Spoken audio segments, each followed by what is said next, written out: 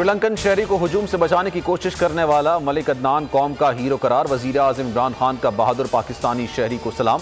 तमग़े शुजाअत देने का भी ऐलान कर दिया। ट्वीट पर लिखा कि मलिक अदनान की शुजाअत और बहादुरी को सलाम पेश करता हूं, जिसने अपनी जान को खतरे में डालकर प्रेंता कुमार को बचाने की कोशिश की।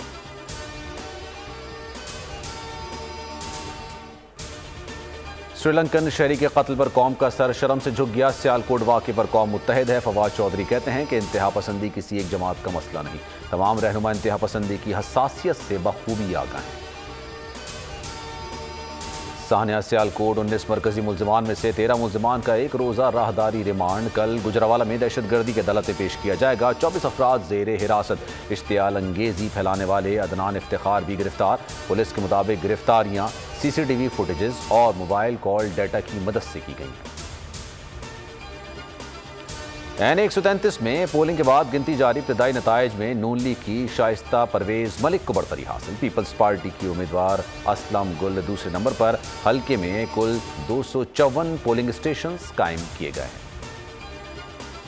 हैं। N133 ज़िमनी इलेक्शन माजूरी के बावजूद खातून व्हील चेयर पर वोट कास्ट करने पहुंच गई।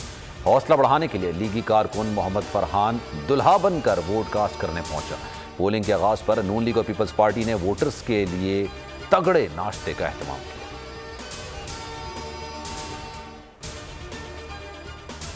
पीडीएम की स्टीयरिंग कमेटी का इजलास। लॉन्ग मार्च और इस्तीफों पर गौर हुआ। लॉन्ग मार्च के वक्त और तारीख का तयन पीडीएम की सरबराही इजलास में होगा।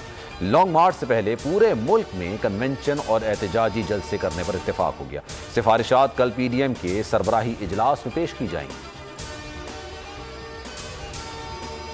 जरदारों खुद को भाग जाओ वरना अवाम आपको भगाएंगे। मुराद सईद का उमरकोट में धुआंधार खिताब। कहा कि उनका दौर खत्म हो चुका, अब ये आखिरी हरबे इस्तेमाल कर रहे हैं। रोटी कपड़ा और मकान के नाम पर अवाम को लूटा गया।